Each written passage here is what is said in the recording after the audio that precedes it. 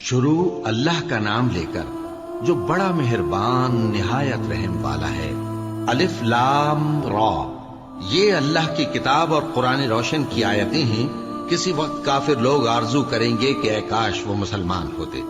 اے نبی، ان کو ان کے حال پر رہنے دو کہ کھا پی لیں اور فائدے اٹھا لیں، اور لمبی لمبی آرزویں ان کو دنیا میں مشغول کیے رکھیں۔ آخر کار ان کو اس کا انجام معلوم ہو جائے گا۔ اور ہم نے کوئی بستی ہلاک نہیں کی مگر اس کا وقت مقرر لکھا ہوا تھا۔ کوئی امت اپنی مدت مقررہ سے نہ آگے نکل سکتی ہے اور نہ پیچھے رہ سکتی ہے۔ اور کفار کہتے ہیں کہ اے شخص جس پر نصیحت کی کتاب نازل ہوئی ہے، تو دیوانہ ہے۔ اگر تو سچا ہے تو ہمارے پاس فرشتوں کو کیوں نہیں لے آتا؟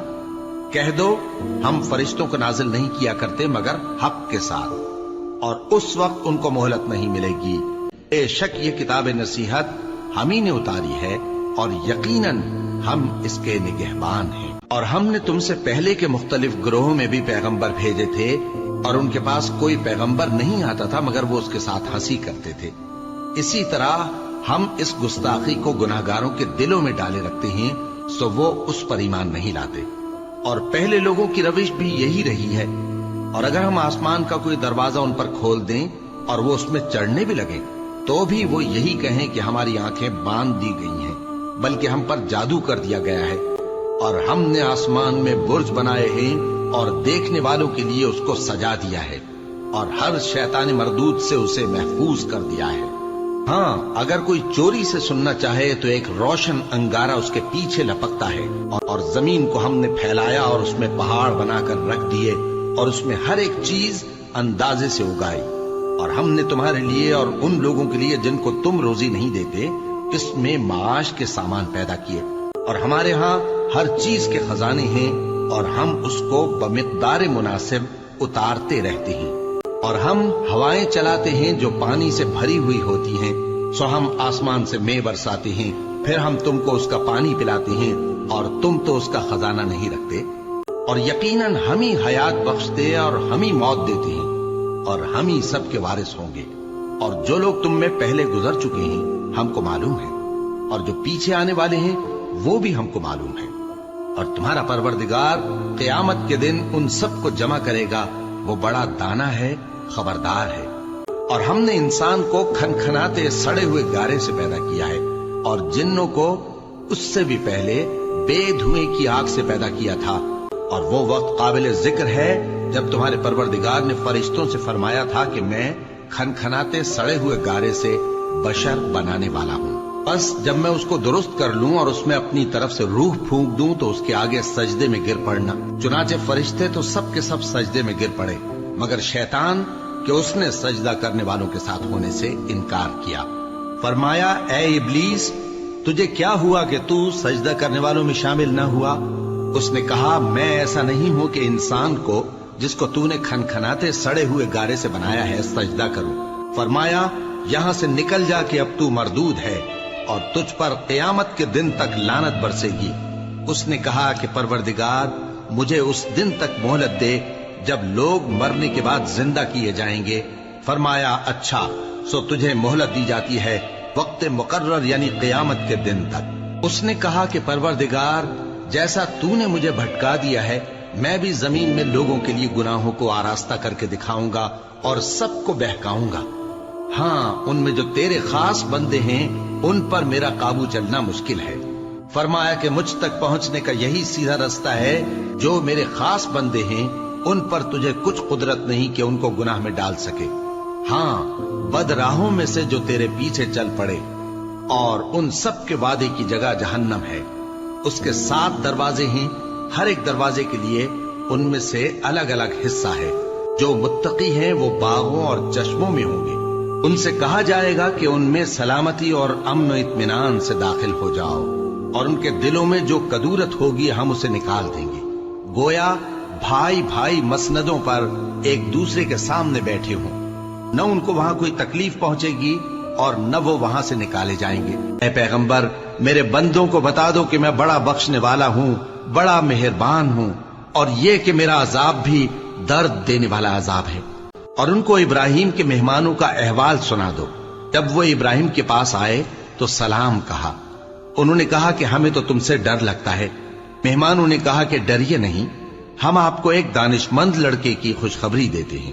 وہ بولے کہ جب مجھے بڑھاپے نے آ پکڑا تو تم خوشخبری دینے لگے، اب کاہے کی خوشخبری دیتے ہو؟ انہوں نے کہا کہ ہم آپ کو سچی خوشخبری دیتے ہیں، سو آپ مایوس نہ ہوں۔ ابراہیم نے کہا کہ اللہ کی رحمت سے مایوس ہونا تو گمراہوں کا کام ہے۔ پھر کہنے لگے کہ فرشتوں، تمہارا اصل کام کیا ہے؟ انہوں نے کہا کہ ہم ایک گناہگار قوم کی طرف بھیجے گئے ہیں کہ اس کو عذاب کریں، مگر لوط کے گھر والے کہ ان سب کو ہم بچا لیں گے، البتہ ان کی بیوی کہ اس کے لیے ہم نے ٹھہرا دیا ہے کہ وہ پیچھے رہ جائے گی۔ پھر جب فرشتے لوط کے گھر آئے تو انہوں نے کہا کہ تم تو ناآشنا سے لوگ ہو۔ وہ بولے کہ نہیں، بلکہ ہم آپ کے پاس وہ چیز لے کر آئے ہیں جس میں لوگ شک کرتے تھے، اور ہم آپ کے پاس یقینی بات لے کر آئے ہیں اور ہم سچ کہتے ہیں۔ تو آپ کچھ رات رہے سے اپنے گھر والوں کو لے نکلیں اور خود ان کے پیچھے چلیں، اور آپ میں سے کوئی شخص پیچھے مڑ کر نہ دیکھے، اور جہاں آپ کو حکم ہو وہاں چلے جائیے۔ اور ہم نے لوط کی طرف وہی بھیجی کہ ان لوگوں کی جڑ صبح ہوتے ہوتے کاٹ دی جائے گی۔ اور اہل شہر لوط کے پاس خوش خوش دوڑے آئے۔ لوط نے کہا کہ یہ میرے مہمان ہیں، کہیں ان کے بارے میں مجھے رسوا نہ کرنا، اور اللہ سے ڈرو اور میری بے آبروئی نہ کرو۔ وہ بولے، کیا ہم نے تم کو سارے جہان کی حمایت و طرفداری سے منع نہیں کیا؟ انہوں نے کہا کہ اگر تمہیں کرنا ہی ہے تو یہ میری قوم کی لڑکیاں ہیں، ان سے شادی کر لو۔ اے نبی، تمہاری جان کی قسم، وہ اپنی مستی میں مدہوش ہو رہے تھے، سو ان کو سورج نکلتے نکلتے چنگھاڑ نے آ پکڑا، اور ہم نے ان بستیوں کو الٹ کر نیچے اوپر کر دیا اور ان پر کھنگر کی پتھریاں برسائیں۔ بے شک اس قصے میں اہل فراست کے لیے نشانی ہے، اور وہ بستیاں اب تک شام جانے والے سیدھے رستے پر موجود ہیں۔ بے شک اس میں ایمان لانے والوں کے لیے نشانی ہے۔ اور بن کے رہنے والے یعنی قوم شعیب کے لوگ بھی گناہگار تھے، تو ہم نے ان سے بھی بدلہ لیا، اور یہ دونوں شہر کھلے رستے پر موجود ہیں۔ اور وادی ہجر کے رہنے والوں نے بھی پیغمبروں کی تکذیب کی، ہم نے ان کو اپنی نشانیاں دیں اور وہ ان سے منہ پھیرتے رہے، اور وہ پہاڑوں کو تراش تراش کر گھر بناتے تھے کہ امن و اطمینان سے رہیں گے۔ آخر زوردار آواز نے ان کو صبح ہوتے ہوتے آ پکڑا، اور جو کام وہ کرتے تھے وہ ان کے کچھ بھی کام نہ آئے۔